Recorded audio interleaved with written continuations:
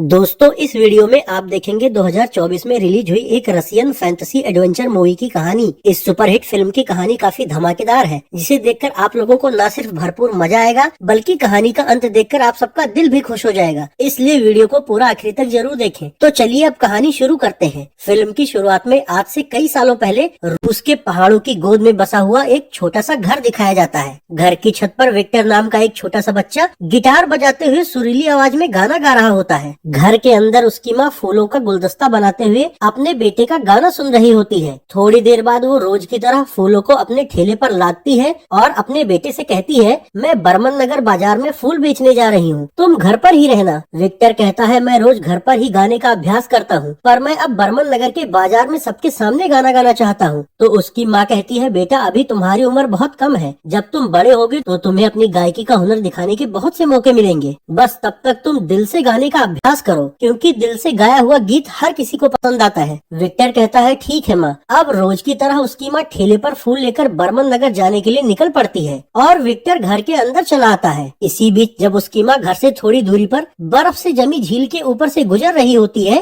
तभी घर की खिड़की से विक्टर को बर्फ के चिटकने की आवाज आती है। बर्फ चिटकने की आवाज सुनकर विक्टर तेजी से घर के बाहर बर्फ से जमी हुई झील की ओर भागता है। भागते वक्त उसका हाथ लगने से घर के अंदर जल रहा एक दीपक जमीन पर गिर जाता है। पर जब विक्टर बर्फ से जमी झील पर पहुंचता है तो देखता है कि बर्फ धंस जाने की वजह से उसकी माँ झील के अंदर समा चुकी है और फूलों का ठेला वहीं पड़ा हुआ है। इधर गिरे हुए दीपक से उसका घर भी जलकर राख हो जाता है। बेचारे विक्टर पर इस छोटी सी उम्र में दुखों का पहाड़ टूट पड़ता है। ना तो अब उसके पास माँ होती है और ना ही घर। इसलिए अनाथ विक्टर अपना गिटार लेकर बर्मन नगर के बाजार में आ जाता है। वहाँ काफी भीड़ होती है। वो किसी तरह भीड़ के बीच से निकलता है और बाजार के चौराहे तक पहुँच जाता है। वो सोचता है कि वहाँ गाने से लोग उसे कुछ पैसे देंगे, जिससे वो कुछ खा पी लेगा। पर जैसे ही वो गिटार बजाकर गाना चाहता है, तभी कुछ आवारा लड़के उसे रोक देते हैं और उससे कहते हैं कि वहाँ गाना गाकर कमाई करने के लिए उसे उनके सरदार से इजाजत लेनी होगी। विक्टर अकेला होता है और उसे कुछ भी नहीं पता होता, इसलिए वो सड़क छाप बच्चे उसे पकड़कर नगर में अपने अड्डे पर ले जाते हैं। वहाँ ये बच्चे उसे एक पेटी के अंदर बंद कर देते हैं और उसके ऊपर कूदकर उसे परेशान करने लगते हैं। इन सड़क छाप बच्चों की सरदार टीना नाम की एक औरत होती है, जो इन बच्चों से चोरी और बाकी के गलत काम करवाती थी। जब टीना अपने गिरोह के बच्चों को लकड़ी की पेटी के ऊपर कूदते हुए देखती है तो उनसे पूछती है कि इसके अंदर कौन है। वो बच्चे कहते हैं कि इसके अंदर कोई बाहरी बच्चा है, वो यहाँ गाना गा के पैसे कमाने आया था। ये सुनकर टीना पेटी का ढक्कन खोल देती है तो उसे अंदर डरा और सहमा विक्टर बैठा हुआ दिखता है। विक्टर उससे कहता है कि मैं भूखा हूँ, मेरी माँ ने कहा था दिल से गाओगे तो लोग तुम्हें सुनेंगे, इसलिए मैं वहाँ गाना चाहता था ताकि लोग मुझे कुछ खाने पीने के लिए दें। टीना पूछती है, और तुम्हारी माँ कहाँ है? तो विक्टर कहता है कि वो अब इस दुनिया में नहीं है। ये कहकर वो अपनी माँ की याद में एक गाना गाने लगता है। उसकी दिल को छू जाने वाली आवाज से गिरोह के सभी बच्चे और टीना मंत्रमुग्ध होने लगते हैं। लेकिन इससे चोरनी टीना को एक आइडिया आता है और अगले दिन से वो विक्टर को नगर बाजार के चौराहे पर गाना गाने के लिए भेजने लगती है। विक्टर का गाना सुनने के लिए बाजार के सभी लोग और दुकानदार अपना काम छोड़कर उसके आसपास इकट्ठा हो जाते थे। इस दौरान मौके का फायदा उठाकर टीना अपने गिरोह के बच्चों से बाजार के सभी दुकानों में चोरियां करवाती थी। बच्चे बाजार के लोगों और दुकान से धन और खाने पीने की चीजें चुराकर टीना के अड्डे पर इकट्ठा करते जाते हैं। जब ये सिलसिला एक दो दिन जारी रहता है तो बर्मन नगर बाजार के लोग बर्मन राजा बोरिस से इस बात की शिकायत करते हैं। तो राजा बाहर से जग्गा नाम के एक जासूस को बुलवाता है और उससे इस घटना को अंजाम देने वाले के बारे में पता करने को कहता है। जग्गा बहुत ही शातिर जासूस होता है। वो भीड़ से चोरी करने वाले एक बच्चे का पीछा करते करते टीना तक पहुँच जाता है और उसे पकड़ लेता है। लेकिन तभी विक्टर उसके सिर पर गिटार मार देता है, जिससे टीना तो बचकर भाग जाती है, पर जग्गा जासूस विक्टर को पकड़ लेता है। विक्टर इस बात से अनजान होता है कि टीना ने उसके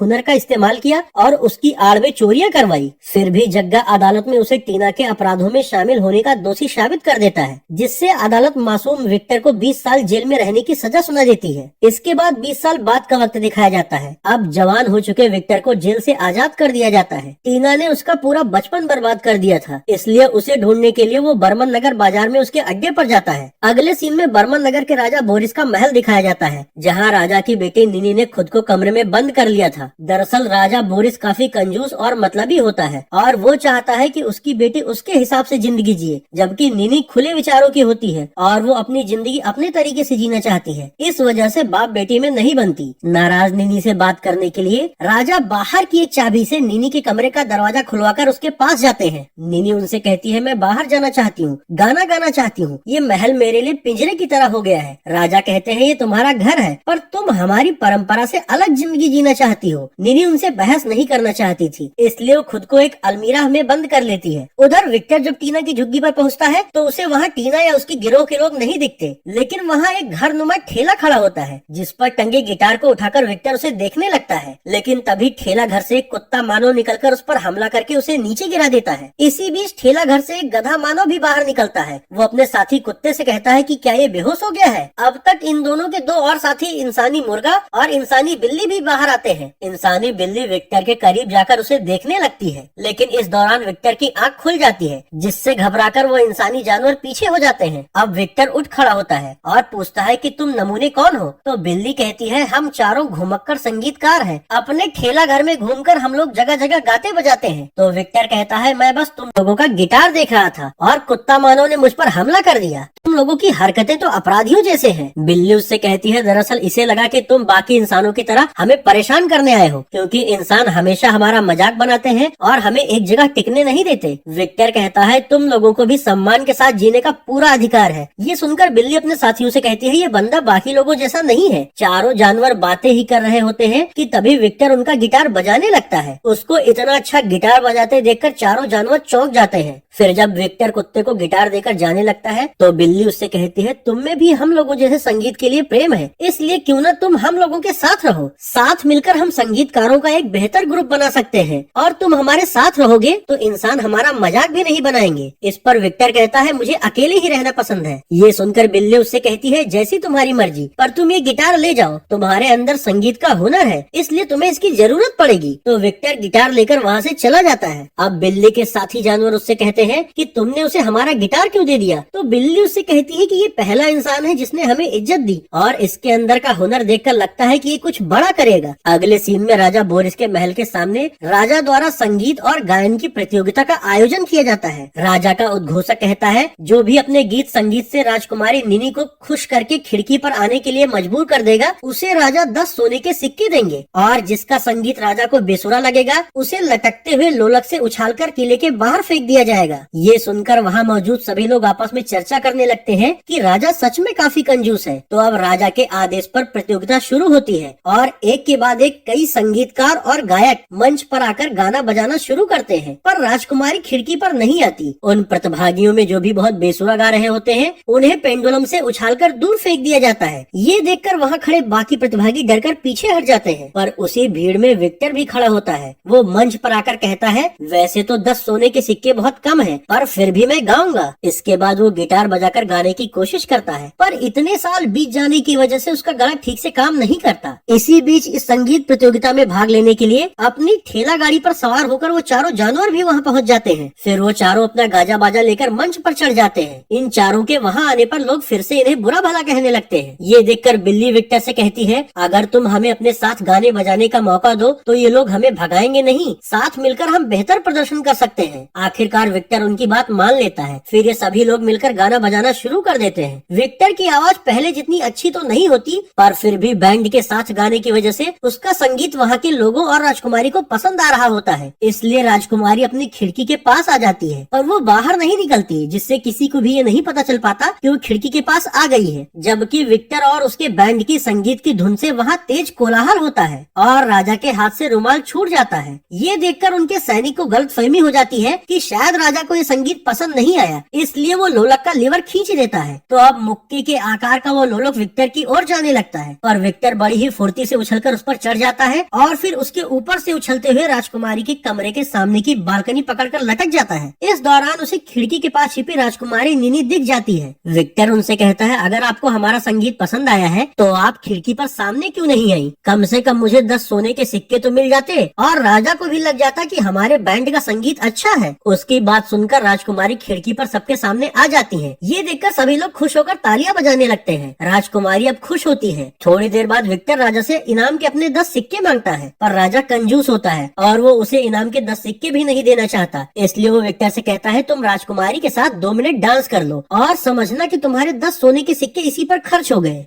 विक्टर राजा की कंजूसी समझ जाता है। जबकि निनी को विक्टर और उसका संगीत पसंद आ गया था, इसलिए वो विक्टर के साथ डांस करने लगती है। नाचते वक्त वो विक्टर से बताती है कि मेरे पिता कंजूस ही नहीं डरपोक भी है। आजकल हर जगह लुटेरों की गैंग का आतंक है, इसलिए मेरे पिता ज्यादातर अपने किले का फाटक बंद करवा के रखते हैं और कभी भी किले से बाहर नहीं जाते। डांस के दौरान ही नीनी विक्टर को खुद किस करके चिल्लाने लगती है, जिससे राजा को लगता है कि विक्टर ने जबरदस्ती नीनी को चूमा है। इसलिए नाराज राजा सैनिकों से विक्टर और उसके साथियों को गेट से बाहर करने का आदेश देता है। सुबह सैनिक जल्दी से विक्टर और उसके साथियों को बाहर करके किले का गेट बंद कर लेते हैं। बाहर विक्टर चारों इंसानी जानवरों को अलविदा कहकर जंगल की ओर जाने लगता है, तो वो चारों कहते हैं इस समय बाहर हर जगह खूंखार लुटेरों का आतंक है। विक्टर कहता है मेरे पास लुटाने के लिए कुछ है ही नहीं। ये सुनकर वो चारों जानवर भी विक्टर के साथ चलने का फैसला करते हैं। तो अब गधा वो घर नुमा ठेला गाड़ी खींचता है, जबकि उसके साथी और विक्टर ठेला गाड़ी के अंदर बैठे होते हैं। जंगल में चलते चलते रात हो जाती है। गाड़ी के अंदर बैठे जानवर विक्टर से पूछते हैं कि क्या तुम्हारा कोई सपना है? विक्टर कहता है बचपन में था पर सब टूट गया। अब मैं एक औरत को ढूंढ रहा हूँ, मुझे उससे अपने सवालों के जवाब चाहिए। इसी बीच गाड़ी खींच रहे गधे को थोड़ी ही दूरी पर सामने से आ रहे दो लुटेरे दिखते हैं। ये देखकर गधा मरने का नाटक करके लेट जाता है और उसके बाकी के साथी पेड़ के पास छिप जाते हैं। अब जब दोनों डाकू गाड़ी के पास आते हैं तो वो गधे को मरा हुआ समझकर उसे छोड़कर आगे बढ़ जाते हैं। डाकुओं के आगे बढ़ते ही गधा उड़ जाता है और उसके साथी भी पेड़ के पीछे से बाहर आ जाते हैं, पर अब तक भोर हो चुकी होती है। ये देखकर आदत से मजबूर मुर्गा बांग देना शुरू कर देता है। उसके साथी उसे चुप कराने की कोशिश करते हैं, पर तब तक दोनों डाकुओं की नजर उन लोगों पर पड़ जाती है और वो इन लोगों को पकड़ने के लिए दौड़ा लेते हैं। बचने के लिए ठेला गाड़ी में बैठकर सभी लोग भागते हैं।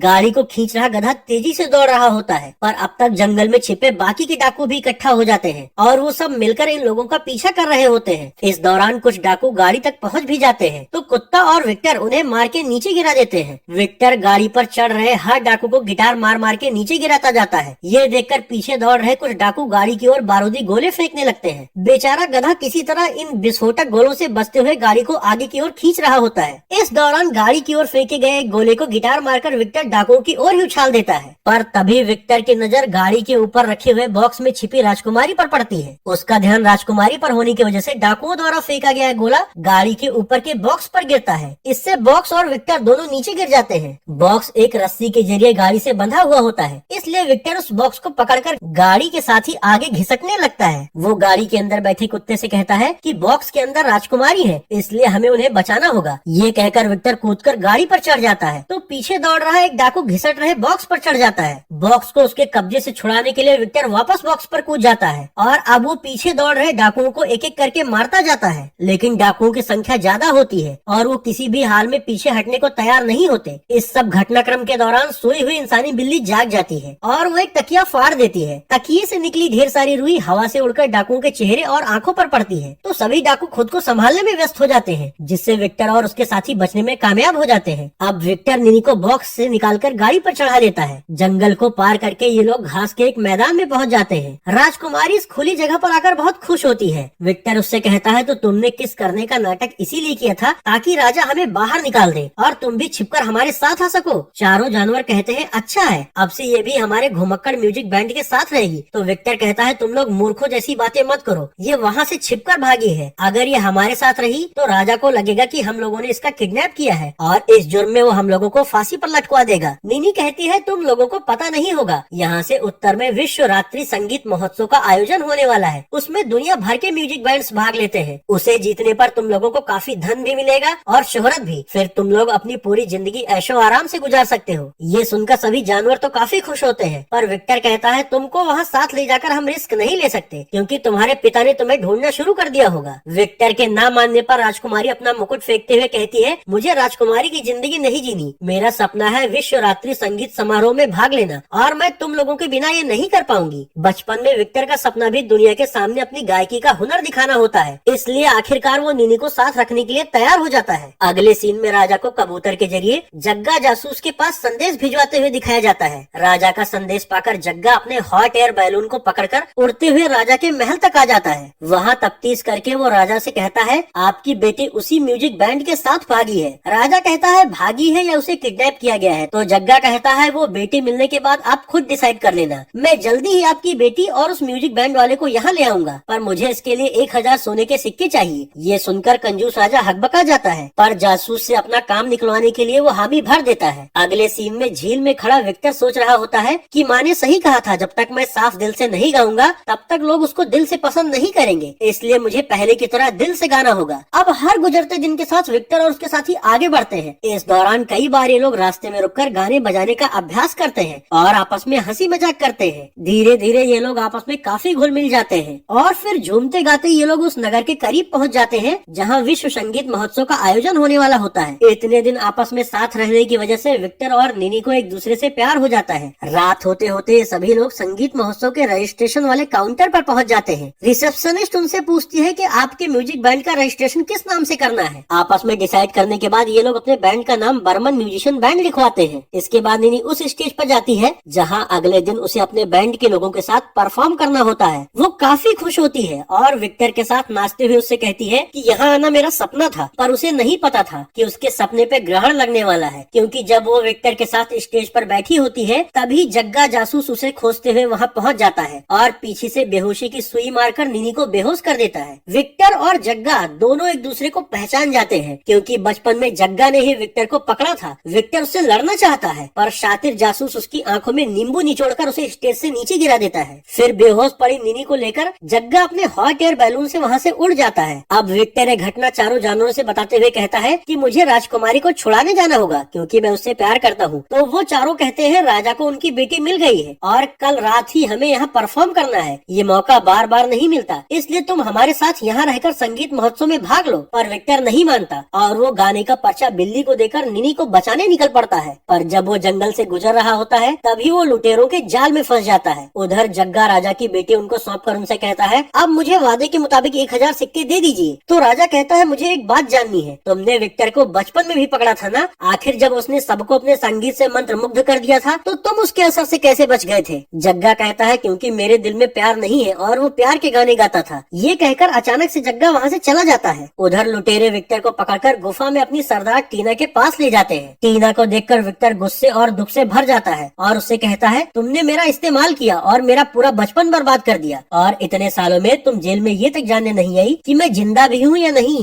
लीना शातिर होती है, वो विक्टर से कहती है पुरानी बातों पर मिट्टी डालो, हम लोगों को राजा ने राज्य से बाहर निकाल दिया था, अगर हम लोग लूटपाट ना करें तो हमारा जीवन कैसे चलेगा? और अब तो राजा भी हमारे गिरोह से डरकर किले से बाहर नहीं निकलता। लेकिन तुम कहाँ जा रहे थे? सीधा साधा विक्टर उसे बता देता है कि वो राजा की बेटी से प्यार करता है और वो उसे छुड़ाने जा रहा था। इस पर टीना उसे कहती है राजा किले का गेट इतनी आसानी से नहीं खोलेगा, इसके लिए तुम्हें हमारी बताई योजना के अनुसार काम करना होगा। राजकुमारी तक पहुँचने के लिए विक्टर टीना पर भरोसा कर लेता है। तो अब ये सभी डाकू विक्टर के कपड़े और हुलिया थोड़ा बदल देते हैं ताकि राजा उसे पहचान न सके। इसके बाद विक्टर टीना और कई डाकुओं को बंदी की तरह बांधकर राजा के किले के गेट के सामने ले जाता है। गेट के सुराग से वो राजा से कहता है कि मैंने डाकुओं और उसकी सरदार को पकड़ लिया है, अब आज से इन लुटेरों का आतंक खत्म हुआ। लुटेरों को बंदी बना देखकर राजा बहुत खुश होता है और वो किले का गेट खुलवा देता है। अब राजा के सैनिक टीना और उसके गिरोह के लोगों को किले के अंदर महल के पास ले जाते हैं। वहाँ हकीकत से अनजान राजा इस बात की घोषणा कर देता है कि आज से किले का गेट हमेशा के लिए खुला रहेगा और सभी लोग कहीं भी आ जा सकेंगे क्योंकि अब कोई खतरा नहीं है। इसके बाद राजा सैनिकों को साथ लेकर जंगल से लेकर हर उस जगह पर जाता है जहाँ वो डाकुओं की वजह से जाने से डरता था। इन्हीं यात्राओं के दौरान वो खुद के द्वारा झील के अंदर छुपाया हुआ एक खजाने का बॉक्स निकालने लगता है। उधर किले के अंदर महल के बाहर टीना के इशारे पर बंदी बनने का नाटक कर रहे उसके गिरोह के लोग राजा के बचे कुचे सैनिकों पर धावा बोलकर वहाँ महल को अपने कब्जे में ले लेते हैं। और इधर जब तक राजा खजाने का बॉक्स लेकर झील के ऊपर आता है उसके वहाँ के सैनिक भी लुटेरों के कब्जे में आ चुके होते हैं। अब विक्टर महल के अंदर से राजकुमारी को आजाद कर देता है, लेकिन जब राजकुमारी देखती है कि लुटेरों ने महल पर कब्जा कर लिया है और उसके पिता भी पकड़े गए हैं तो वो विक्टर से कहती है कि तुम गद्दार हो। विक्टर सोचता है कि जिस राजकुमारी के लिए मैंने ये सब किया वही आज मुझे गद्दार समझ रही है। थोड़ी देर में टीना महल की खिड़की पर आकर प्रजा से कहती है कि आज से मैं ही बर्मन नगर की राजा हूँ और अब से यहाँ मेरा हुक्म चलेगा। ये सुनकर विक्टर टीना के पास जाकर उससे कहता है कि हमारा काम बस राजकुमारी को छुड़ाना था, पर तुम ये गलत कर रही हो, इसलिए राजा और उसकी बेटी को छोड़कर तुरंत महल खाली कर दो। टीना कहती है इतने सालों तक हमने वनवास काटा पर अब ये नहीं होगा, इसलिए विरोध कर रहे विक्टर को जेल में डलवा देती है। लुटेरों का राज आ जाने की वजह से नगर में चारों ओर अराजकता का माहौल हो जाता है। ये सब देखकर जग्गा जासूस चुपके से जेल के पास जाकर वहाँ के गार्ड को बेहोश कर देता है और फिर वो जेल का ताला खोलकर विक्टर को आजाद करते हुए कहता है मेरी गलती को सुधारने का वक्त आ गया है, अब तुम जाओ और सब कुछ ठीक कर दो। तो विक्टर वहाँ से निकल जाता है और उसकी जगह जग्गा खुद को जेल के अंदर बंद कर लेता है। उधर संगीत महोत्सव शुरू हो जाता है। बर्मन बैंड का नंबर आने पर वो बेचारे जानवर अकेले ही गा बजा रहे होते हैं, लेकिन तभी जासूस का उड़ने वाला गुब्बारा पकड़कर विक्टर वहाँ पहुँच जाता है। उसको देखकर जानवरों का उत्साह बढ़ जाता है और वो दिल लगाकर गाने बजाने लगते हैं। विक्टर की आवाज से वहाँ हर कोई झूमने को मजबूर हो जाता है और आखिरकार बर्मन बैंड को विजेता घोषित कर दिया जाता है। पर ट्रॉफी लेते वक्त विक्टर वहाँ मौजूद सभी लोगों से कहता है कि हमारी खुशी अभी अधूरी है, क्योंकि मेरी गलती की वजह से हमारा नगर लुटेरों के कब्जे में है। उधर बर्मन नगर में सुबह होने पर टीना के आदेश पर राजा, राजकुमारी और जग्गा को सजा देने के लिए मंच पर लाया जाता है। सबसे पहले जासूस को भारी लोलक से उछालकर दूर फेंक दिया जाता है। अब इससे पहले कि राजा के साथ कुछ होता, विक्टर, गधा, कुत्ता और बिल्ली वहाँ आकर टीना के गिरोह के लोगों पर टूट पड़ते हैं। लड़ाई शुरू हो जाती है, जिसमें राजा और राजकुमारी भी डाकुओं से लड़ रहे होते हैं। मंच पर हो रही इसी लड़ाई के दौरान टीना का हाथ गलती से लोलक के लीवर पर पड़ जाता है, जिससे लोलक पहले तो मंच पर खड़े राजा को किले के बाहर उछाल देता है और फिर पीछे की तरफ आकर मंच पर खड़े विक्टर और उसके साथियों को भी नीचे गिरा देता है। मौका देखकर डाकू जाल फेंककर विक्टर और उसके साथियों को फिर से पकड़ लेते हैं, पर इस बार ये दुष्ट डाकू इन सभी को ठेला गाड़ी के अंदर बंद करके बाहर से आग लगा देते हैं। महल की खिड़की से ये देखकर टीना लुटेरों को रोकने के लिए आने लगती है, पर रास्ते में वो फिसल कर गिर जाती है। उधर आग की वजह से गाड़ी के अंदर बैठे सभी लोगों का दम घुटने लगता है। बचने की कोई उम्मीद नहीं होती, लेकिन तभी इंसानी मुर्गा संगीत महोत्सव के आयोजक और दर्शकों के साथ वहाँ पहुँच जाता है। सबसे पहले वो बर्फीली गैस से ठेला गाड़ी में लगी आग को बुझाकर सभी लोगों को सुरक्षित बाहर निकाल लेता है। अब डाकुओं की संख्या उन लोगों के मुकाबले बहुत कम होती है, इसलिए सारे डाकू पकड़े जाते हैं। उधर राजा जिस तालाब में गिरा होता है, टीना भी लोलक लगने से उसी तालाब में जाकर गिरती है। बाहर निकलकर वो दोनों एक दूसरे से अपनी गलतियों के लिए माफी मांगते हैं। फिर ये दोनों महल में वापस लौट आते हैं, जहाँ विक्टर और निनी की शादी हो जाती है और राजा सभी लोगों को अपनी मर्जी से जीने का अधिकार दे देता है। राजा खुद भी टीना के साथ घर बसा लेता है। इसके बाद घुमक्कर संगीतकारों का ग्रुप एक नए मिशन पर निकलता है। अगर आपको भी कहानी पसंद आए तो वीडियो को लाइक और शेयर करें और चैनल को सब्सक्राइब करना न भूलें।